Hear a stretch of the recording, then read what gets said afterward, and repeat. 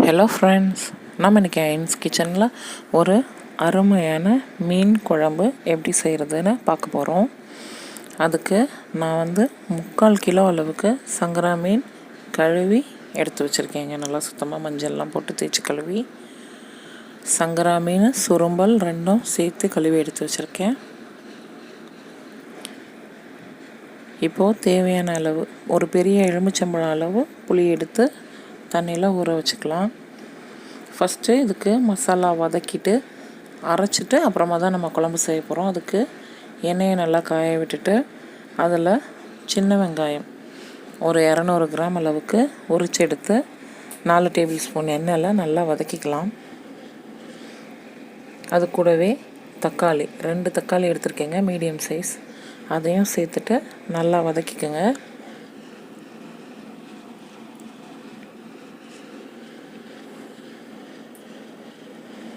நல்லா வதங்கி வந்துக்கிட்டு இருக்கும்போது மிளகாய்த்தூள், தனி மிளகாய்த்தூள் 3 டேபிள் ஸ்பூன் அளவுக்கு எடுத்திருக்கேன். மீன் குழம்பு மசாலா 5 டேபிள் ஸ்பூன் அளவுக்கு எடுத்துக்கோங்க.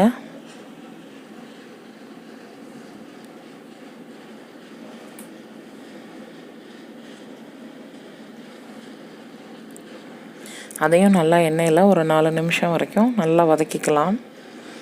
வதக்கிட்டு தேங்காய் துருவல் அது ஒரு 5 இல்லைன்னா 6 டேபிள் ஸ்பூன் அளவுக்கு எடுத்துக்கிட்டு அதையும் சேர்த்து நல்லா வதக்கிக்கலாம்.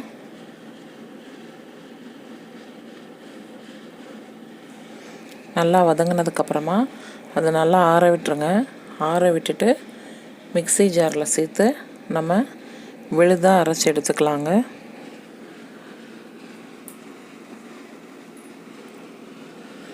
இப்போது குழம்பு வைக்கிறதுக்கு எண்ணெய் ஒரு 2-3 டேபிள் ஸ்பூன் அளவுக்கு எடுத்து எண்ணெய் நல்லா காஞ்சதுக்கப்புறமா வெந்தயம் 1/2 டீஸ்பூன், சோம்பு 1/2 டீஸ்பூன் சேர்த்து நல்லா பொரிஞ்சு வந்த உடனே கொஞ்சமாக சின்ன வெங்காயம், பச்சை மிளகா, கருவேப்பிலை சேர்த்து வதக்கிக்கலாம்.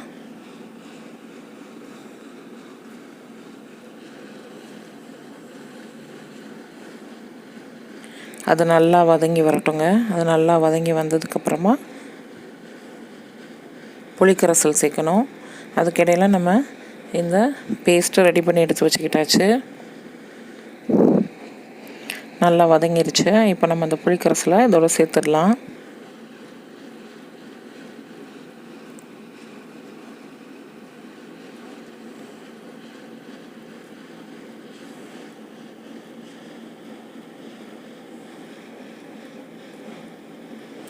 அரைச்ச மசாலாவையும் நம்ம இதோட சேர்த்துக்கலாங்க.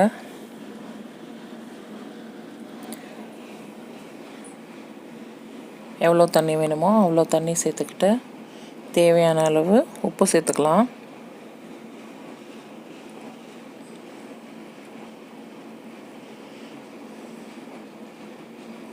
குழம்பு உங்களோட இஷ்டம்தாங்க. தண்ணியாக வேணும்னா நீங்கள் கொஞ்சம் தண்ணியாகவே வச்சுக்கலாம்.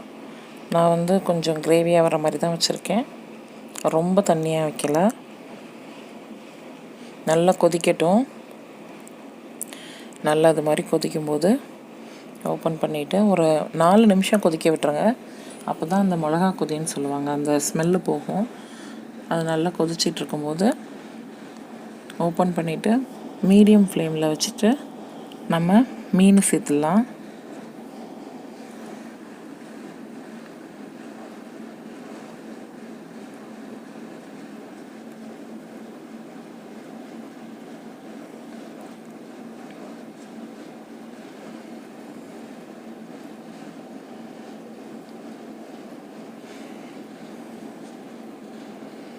இப்போ மீன் எல்லாத்தையும் சேர்த்தாச்சு.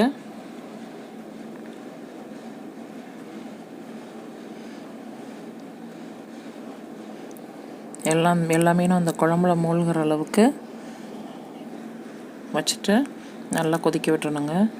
இது மாதிரி மீடியம் ஃப்ளேம்லேயே வச்சுட்டு எண்ணெய் திரண்டு வந்துருக்கு பார்த்திங்களா, இந்த மாதிரி வர்ற அளவுக்கு நம்ம கொதிக்க வச்சிடணும். நம்மளோட மீன் குழம்பு சூப்பராக ரெடி ஆகிடுச்சு. நீங்களும் ஒரு தடவை இந்த மாதிரி ட்ரை பண்ணி பாருங்கள். எங்கள் சேனல் உங்களுக்கு பிடிச்சிருந்துச்சுன்னா மறந்துடாமல் சப்ஸ்கிரைப் பண்ணுங்கள், கமெண்ட் பண்ணுங்கள், ஷேர் பண்ணுங்கள். மறக்காமல்